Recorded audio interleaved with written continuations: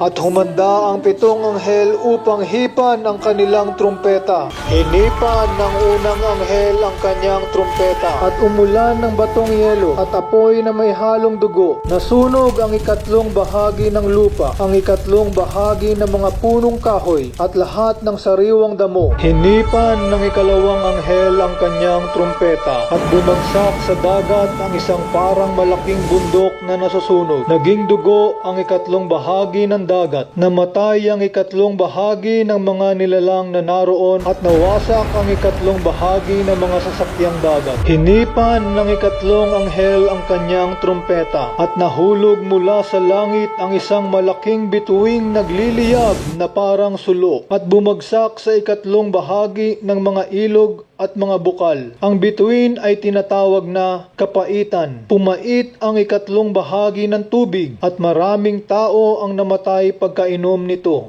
Hinipan ng 4 na anghel ang kanyang trumpeta, at napinsala ang 3 bahagi ng araw, ang 3 bahagi ng buwan, at 3 bahagi ng mga bituin. Kaya't nawala ang 3 bahagi ng kanilang liwanag. Nagdilim ang 3 bahagi ng maghapon, at walang tumanglaw sa 3 bahagi ng magdamag. Pagkatapos ay nakita ko ang isang agilang lumilipad sa kalawakan, at narinig ko itong sumisigaw, "Kalagim-lagim! Kalagim-lagim! Talagang kalagim-lagim ang sasapitin ng lahat ng nasa lupa pagtunog ng mga trumpetang hihipan ng 3 pang anghel." Hinipan ng 5 anghel ang kanyang trumpeta, at nakita kong nahulog sa lupa ang isang bituin. Ibinigay rito ang susi sa bukana ng napakalalim na hukay. Binuksan ng bituin ang napakalalim na hukay, at may lumabas na makapal na usok, tulad ng usok ng malaking hurno. Kaya't nagdilim ang araw at ang himpapawid. Mula sa usok ay may naglalabasang mga balang na kumakalat sa lupa. Binigyan sila ng kapangyarihang tulad sa mga alakdan.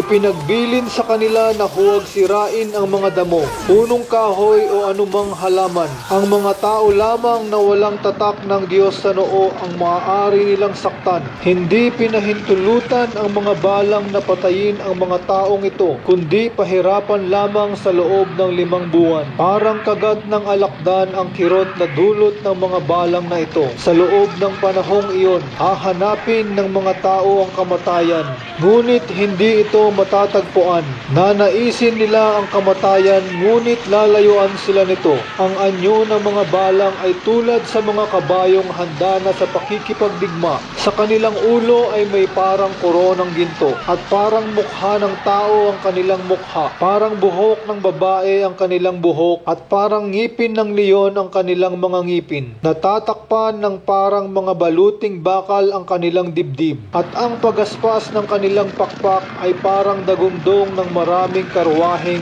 hila ng mga kabayong lulusob sa labanan.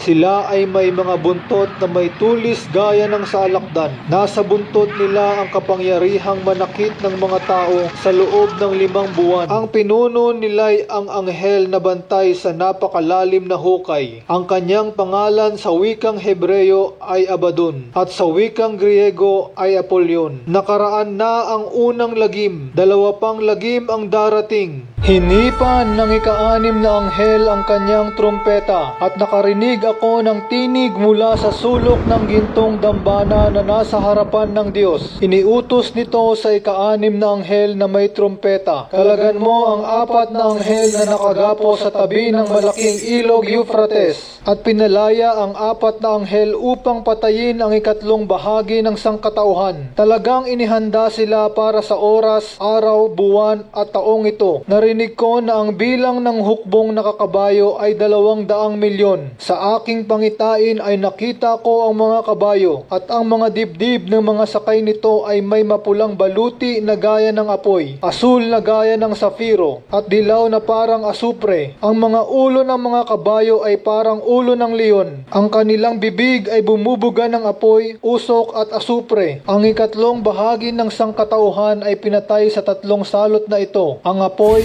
usok at asupre na nagmumula sa bibig ng mga kabayo. Sapagkat ang kapangyarihan ng mga kabayo ay nasa kanilang mga bibig at mga buntot. Ang kanilang mga buntot ay parang ahas na may ulo na siyang ginagamit nila sa pananakit ng tao. Ang natira sa sangkatauhan na hindi namatay sa mga salot na ito ay hindi nagsisi. Hindi sila tumalikod ni tumigil man sa pagsamba sa mga demonyo at sa mga Diyos-Diyos ang ginawa ng kanilang kamay. Mga larawang ginto, pilak, tanso, bato at kahoy na di nakakakita, nakakarinig o nakakalakad man. Ni hindi rin nila pinagsisihan ng kanilang mga pagpatay, pangkukulam, pakikiapid at pagnanakaw. Pagkaraan nito, nakita ko ang isa pang makapangyarihang anghel na bumababa mula sa langit. Siya'y nababalot ng ulap at may bahaghari sa kanyang ulunan. Nagniningning na parang araw ang kanyang mukha at parang mga haliging apoy ang kanyang mga binti. May hawak siyang isang maliit na aklat na nakabukas. Itinuntong niya sa dagat ang kanyang kanang paa at sa lupa naman ang kaliwa. Sumigaw siya at ang kanyang tinig ay parang atungal ng leon. Tinugon siya ng dagundong ng 7 kulog. Isusulat ko na sana ang aking nasaksihan nang matapos ang dagundong. Ngunit narinig ko mula sa langit ang isang tinig na nagsabi, "Ilihim mo ang sinabi ng 7 kulog. Huwag mo nang isulat." At itinaas ng anghel na nakita kong nakatungtong sa dagat at sa lupa ang kanyang kanang kamay at nanumpa sa pangalan ng Diyos na nabubuhay magpakailanman, na siyang lumikha ng langit, lupa, dagat at lahat ng naririto. Sinabi ng anghel, "Hindi na magtatagal pa.